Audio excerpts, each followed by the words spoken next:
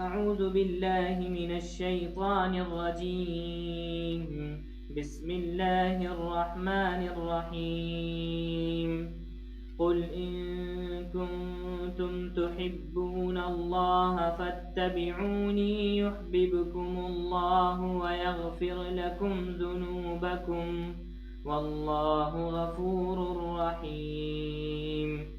قل أطيعوا الله والرسول فإن تولوا فإن الله لا يحب الكافرين. صدق الله العظيم.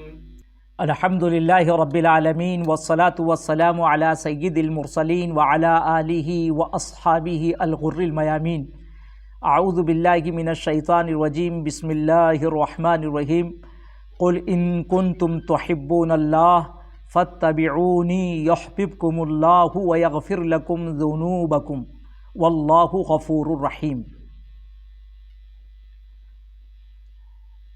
اس آیت کریمہ کا سابقہ آیات سے بڑا گہرا ربط ہے.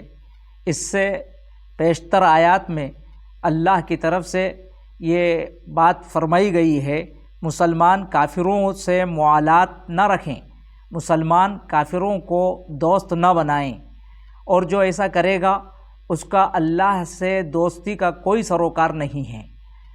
اب یہاں سوال پیدا ہوتا ہے اللہ سے دوستی کا طریقہ کیا ہے، اللہ سے موالات، اللہ کی محبت کے حصول کا طریقہ کیا ہے. اس آیت کریمہ میں بڑی وضاحت کے ساتھ بتلایا گیا اللہ کی محبت کے حصول کا طریقہ صرف ایک ہے، اور وہ طریقہ یہ ہے کہ حضرت رسول پاک صلی اللہ علیہ وسلم کے نقش قدم پر چلا جائے. اور وہ لوگ جو حضرت رسول پاک صلی اللہ علیہ وسلم کے نقش قدم پر چلیں گے وہ اللہ کی محبت کے مستحق ہوں گے، اور جو ایسا نہیں کریں گے وہ اللہ کی محبت سے محروم ہوں گے. اور یہ جو بات کہی جا رہی ہے وہ ایک عمومی بات کہی جا رہی ہے. اسی لیے اس آیت کریمہ کے اسباب نزول متعدد بیان کیے گئے ہیں. حضرت عبداللہ ابن عباس رضی اللہ تعالیٰ عنہ نے یوں بیان فرمایا، ایک موقع سے حضرت رسول پاک صلی اللہ علیہ وسلم نے مشرکین مکہ سے یہ کہا، یہ جو تم بت پرستی کرتے ہو در حقیقت یہ ملت ابراہیمی اور ملت اسماعیل سے روگردانی ہے. لقد خالفتم ملت ابراہیم و اسماعیل علیہم السلام. قریش کا اس موقع سے جواب یہ تھا، انما نعبدها حبا للہ لیقربونا الی اللہ زلفا. ہم ان کی عبادت اس لیے کرتے ہیں تاکہ اللہ کی محبت ہمیں حاصل ہو، اللہ کا قرب ہمیں مل جائے. یہی بات جب نجران کے عیسائیوں سے کہی گئی کہ تم مسیح کی عبادت کیوں کرتے ہو، تو ان کا جواب بھی یہی تھا، انا نعبد المسیح حبا للہ. ہم مسیح کی عبادت اللہ کی محبت میں کرتے ہیں. اور اسی طرح کی محبت کا دعویٰ یہودیوں کو بھی تھا، نحن ابناء اللہ و احباؤہ. قرآن مجید نے اس طرح کے تمام محبت کے دعوے داروں کو خطاب کیا اور ان کو بتلایا کہ وہ اگر اللہ کی حقیقی محبت حاصل کرنا چاہتے ہیں تو اس طریقے کو اختیار کریں. اللہ کے رسول صلی اللہ علیہ وسلم کو حکم ہوا، آپ کہہ دیجئے ان کنتم تحبون اللہ، اگر تم اللہ سے محبت رکھتے ہو فاتبعونی، تو میرا اتباع کرو، میرے نقش قدم پر چلو. یحببکم اللہ، اللہ تم سے محبت کرے گا، اور اللہ محبت کرے گا اس کا مطلب یہ ہے وَيَغْفِرْ لَكُمْ ذُنُوبَكُمْ، اللہ تمہارے گناہوں کو بخش دے گا، اللہ تمہارے گناہوں کو معاف کر دے گا. ظاہر ہے کہ بندوں کی طرف سے اللہ کی محبت کا دعویٰ اس وقت قبول ہوگا جب وہ اللہ اور اس کے رسول کی اطاعت کریں گے، اور اللہ کی طرف سے محبت کا اظہار اس طور پر ہوگا کہ بندوں پر جو احسانات فرمائیں گے ان سب میں سب سے بڑا احسان مغفرت کا ہوگا. اللہ گناہوں کو معاف کر دیں گے، پاپ دھل دیں گے. واللہ غفور الرحیم، اور فرمایا گیا اللہ تو خوب بخشنے والا اور رحمتوں کو نچھاور کرنے والا ہے.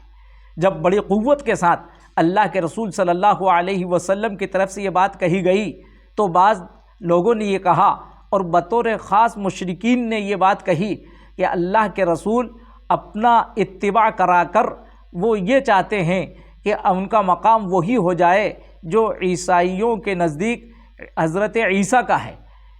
حضرت عیسیٰ کو عیسائی نجات دہندہ سمجھتے ہیں، وہ رحمت کا پرتو سمجھتے ہیں، اس لیے ان کی عبادت کرتے ہیں۔ الیاذ باللہ محمد بھی یہ چاہتے ہیں کہ ان کی اطاعت کی جائے، ان کی عبادت کی جائے۔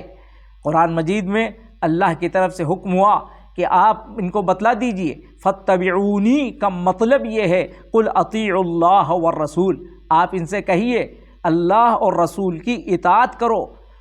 اصل مقصود اللہ کی اطاعت ہے، اللہ کی اطاعت ہی کے لیے رسول اللہ صلی اللہ علیہ وسلم کے نقش قدم پر چلنے کی بات کہی جا رہی ہے، اس لیے کہ اللہ کے رسول اپنی ذات کی اطاعت نہیں کروا رہے ہیں، بلکہ وہ اللہ کے اس حکم کی اطاعت کرا رہے ہیں جس حکم کو انسانوں تک پہنچانے کا اللہ نے ان کو مکلف بنایا ہے۔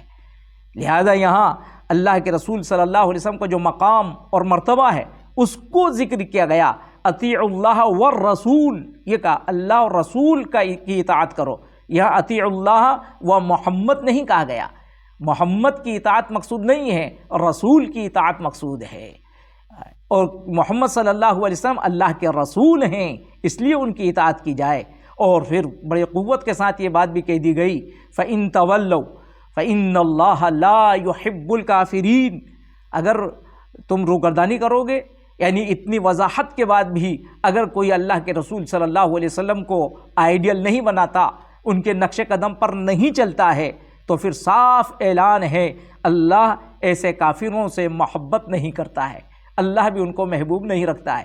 بڑی تہدید کر دی گئی ہے کہ وہ لوگ جو روگردانی کرتے ہیں، پھر وہ روگردانی کرنے والے، آپ کے نقش قدم کو ٹھکرانے والے، وہ مومن نہیں رہتے، وہ محبت الہی کا سچے دعوے دار نہیں رہتے، بلکہ وہ کافروں کی فہرست میں پہنچ جاتے ہیں۔